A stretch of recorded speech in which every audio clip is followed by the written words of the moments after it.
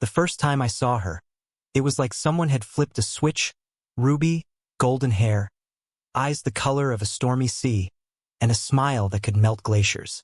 We were young, barely out of college, and the world was our oyster. We built a life together, a comfortable, predictable one, the kind where Friday nights meant takeout and a movie, and Sunday mornings were for pancakes and the newspaper. I loved that life. I loved her, or at least I thought I did. The cracks started small. A late night at the office here, a girls' weekend there.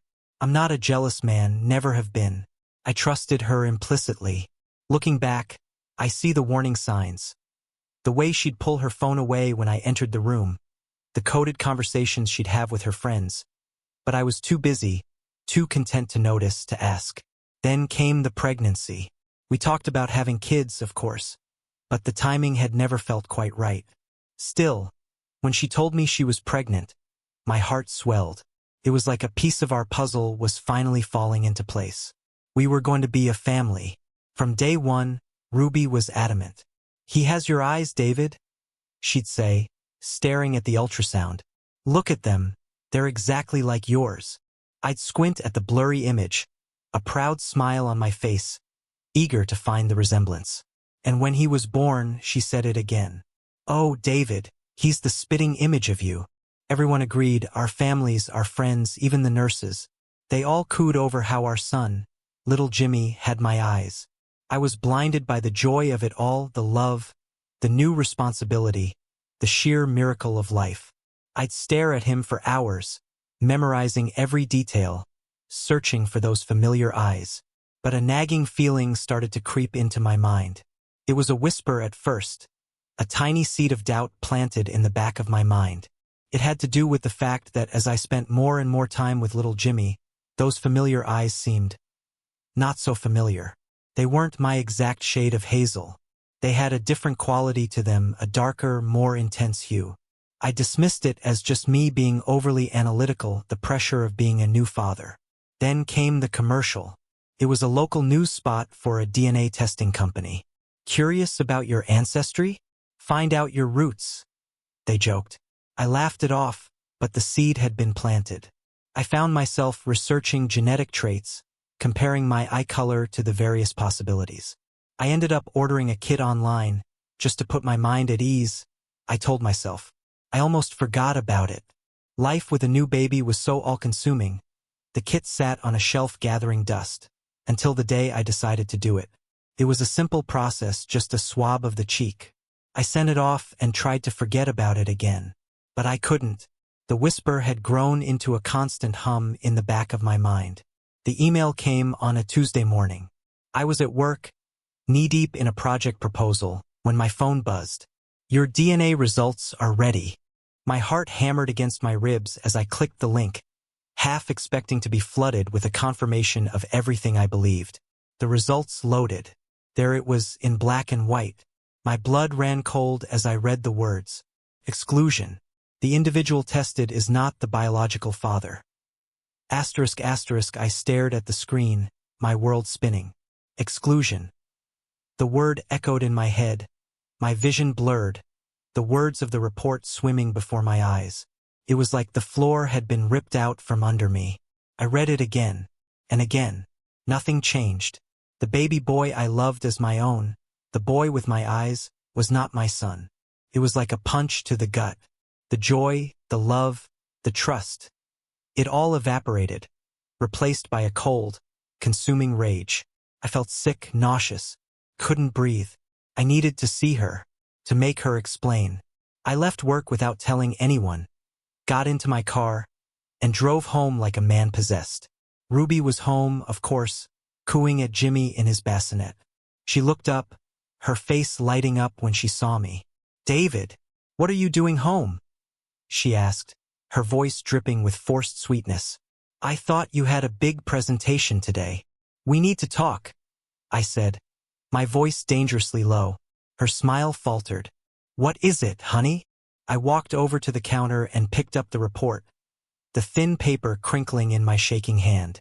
"Explain this," I said, shoving the paper in front of her face. She looked at it, her eyes widening, her face draining of color. What is this?" she stammered, her voice barely a whisper. Don't play coy with me, Ruby. I snarled, my voice rising, the anger bubbling to the surface. You know damn well what it is. It's proof that I'm not Jimmy's father. Her eyes darted around the room as if searching for an escape route. David, there must be a mistake, she said, her voice trembling. These tests are unreliable. He has your eyes. Everyone says so. His eyes aren't mine, Ruby. They never were. I said, my voice cold, flat. They were a lie just like you. You lied to me from day one. You let me believe this was my son. She started to cry, tears streaming down her face. I can explain, she sobbed, reaching for my hand. I recoiled as if burned. I don't want to hear it, I said, my voice cutting through the air like a shard of glass. I don't want to hear your pathetic excuses. I want you out of my house, out of my life. She looked at me, her face a mask of disbelief. You can't do that, she whispered. We're a family. We're married. We were a family? I corrected her, my voice deadly calm. You destroyed that. And as for the marriage, consider it over. I turned and left the room. I went straight into the office, ignoring her cries as I printed out legal separation documents that I had researched the previous night. I also printed a copy of the DNA report, highlighting the exclusion text. I returned, placed the stack of papers on the table in front of her. Sign it, I said. She was still crying, her hands shaking as she reached for the pen. What about Jimmy? She asked, her voice hoarse with sobs. What about him? I asked coldly, my eyes fixed on hers. He's not my son. He's your burden, not mine. It was a cruel thing to say, but in that moment, I felt no compassion, no sympathy, only a deep, burning rage. She signed the papers, tears dripping onto the page. Then I walked out. I didn't say goodbye. I didn't look back. The next few days were a blur.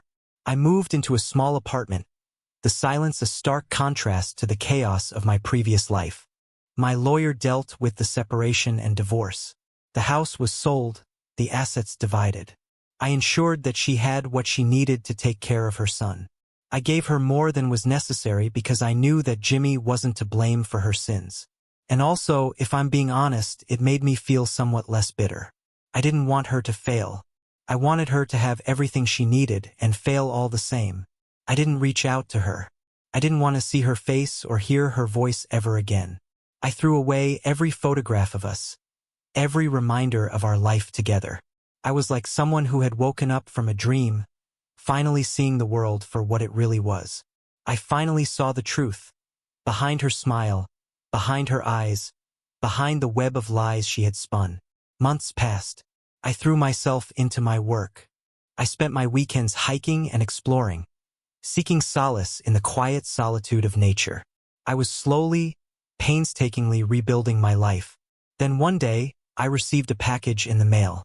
A framed photo, Jimmy standing in a park, holding the hand of the man who was his real father. A letter from Ruby. I know you hate me, and I deserve it, but I wanted you to see him. He's happy.